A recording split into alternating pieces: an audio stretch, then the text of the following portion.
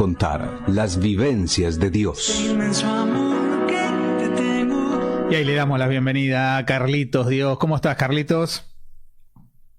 Muy buenas tardes, Ezequiel. ¿Cómo están ustedes? Un gusto estar de vuelta en el programa.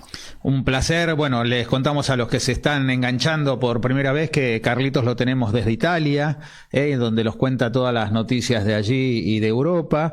Y hoy tenemos dos temas, creo que uno muy importante. Los dos fueron muy importantes para nosotros. Arranco por el que tiene que ver con la carrera de Fórmula 1. ¿Cómo se vivió ahí? ¿Cómo la vive el italiano una carrera como Imola? Nosotros ahora obviamente con nuestro corredor, con mucha pasión, muy enganchados con lo que pasaba. Yo en ese horario fui a jugar al fútbol y dos de los que estaban jugando al fútbol estaban con el teléfono a un costado mirando la carrera mientras que estábamos jugando al fútbol. Ya es el máximo fanatismo, ¿no? Digo, por eso lo cuento. Pero contanos cómo lo vive el italiano una carrera de Fórmula 1 como esta. El italiano lo ve muy, muy importante. Pensá que el mismo día de la carrera era la asunción del nuevo Papa. Ajá, claro, o sea, domingo. En algún punto la atención de los italianos estuvo dividida, porque evidentemente este acontecimiento llegaron 250.000 personas nada más que para la asunción del Papa a Roma, y la gran mayoría fueron italianos. Y evidentemente Imola no tiene la trascendencia que tiene el Gran Premio de Monza, que es el gran premio por excelencia, sí, pero realmente muy bien. Y en un primer momento Ferrari, que obviamente es la escudería italiana, no había hecho una muy buena performance, habían terminado en la mitad, digamos, 12, 13, estaban por ahí saliendo, no estaban muy contentos realmente los italianos, y terminaron haciendo un 1-3 espectacular al final de la carrera, ¿sí? Lo cual habla muy bien del manejo de los tanto de Lewis Hamilton como de Charles Leclerc, ¿no? Carlitos, y con respecto a lo que tiene que ver con una actividad como la del Fórmula 1, con la cantidad de gente que mueve, también turísticamente, ¿no? Atrae mucha gente a Italia a una fecha como esta, ¿no? Te voy a dar un ejemplo. El año pasado, el sindicato de transporte los sindicalistas querían hacer un paro para el día domingo, que como la gente no trabaja, podían hacerlo por 24 horas, ¿no? Y el ministro del Interior les dijo: muchachos, ese día es el Gran Premio de Imola y van a venir 200.000 personas del extranjero a ver el Gran Premio. ¿Qué hicieron los sindicalistas? Pospusieron el paro. Perfecto, muy bien. Así como debe ser, donde el sentido común y la inteligencia le ganan a cualquier pasión o protesta. Me parece muy bien, muy bien. Te paso al tema 2, que tiene que ver con Perdóname. Vos hablaste para los italianos. Sí. Pero claro, competía con la Pinto, ¿o no? Claro. Y siempre donde hay un argentino, hay más de un argentino. Ajá. ¿Sí? Concretamente, Charles Leclerc fue llevado en andas por el grupo de hinchas que fueron a alentar a Colapinto. Qué grande. La pasión argentina presente. Absoluta. La cara de Leclerc no entendía nada. Me imagino. Te paso a otro tema que está teniendo y muy preocupados a todos los argentinos aquí, que es todo el tema del trámite migratorio. Cambió la ley, acá de golpe se suspendieron todos los turnos que había, digamos, se respetaron los de muy corto plazo y a partir de ahí hasta nuevo aviso. La última noticia que teníamos era que todavía no se había reglamentado, con lo cual no sabían qué era lo que se venía o no. Contame cómo es la actualidad de eso. Hay mucha gente que nos está escuchando y está también preocupada porque estaban justo o comenzando el trámite o en pleno proceso para conseguir el pasaporte italiano, ¿no? La última información es que justamente hace 2 horas se aprobó el decreto ley en la Cámara de Diputados, que a lo que faltaba para convertir el decreto en ley. Ajá. Por 137 votos a favor y 87 en contra, 2 abstenciones, se aprobó lo que ya venía reformado del Senado.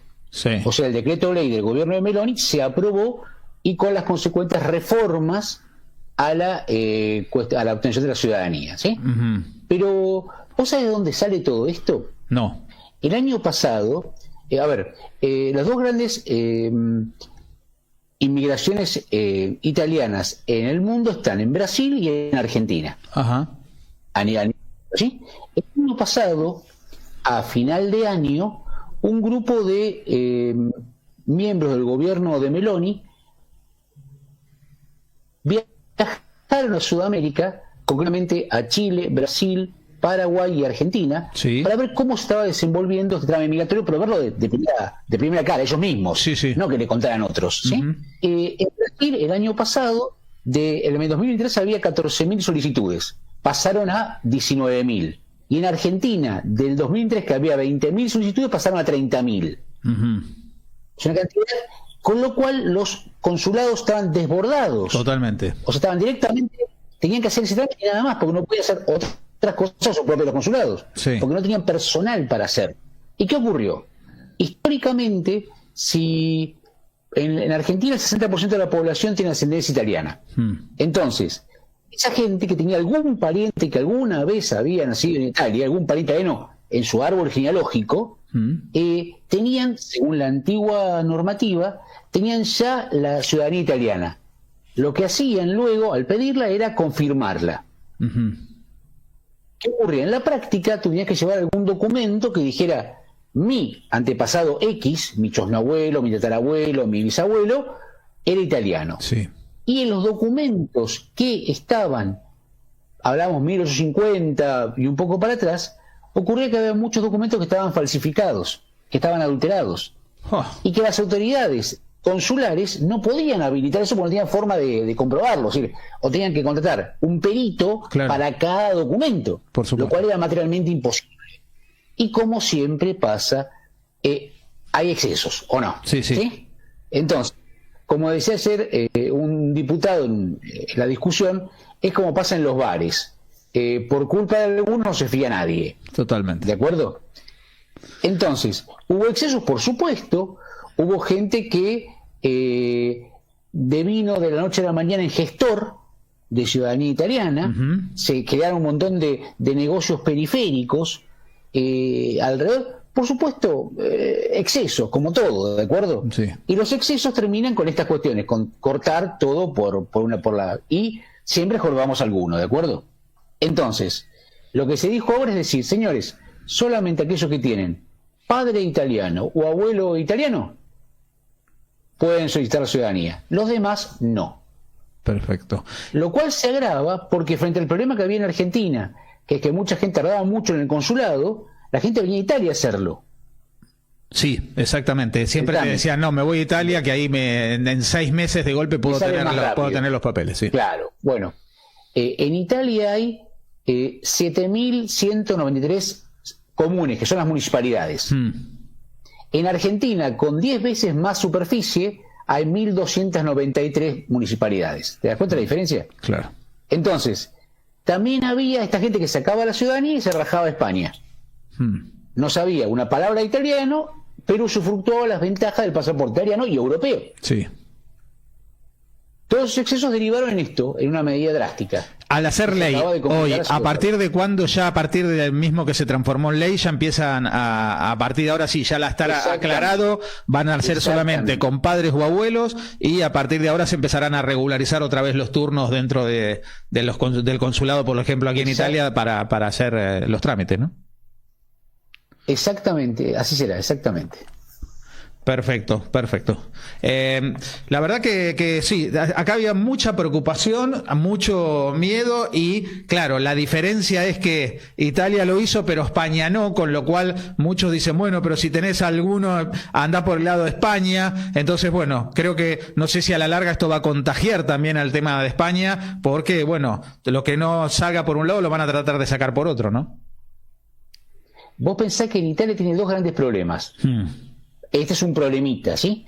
Y el otro gran problema es que todos los días llegan a la frontera sur de Italia, a Sicilia, llegan barcazas, que son cáscara de nueces, con un africano arriba de otro, que le cobran 5.000 euros para subirlos a barcazas que ni saben si van a llegar. Total. Y el Estado italiano, por una cuestión de humanidad, los viste, le da remedios, le da vacunas, los anota, y esa gente empieza a agarrar y se va.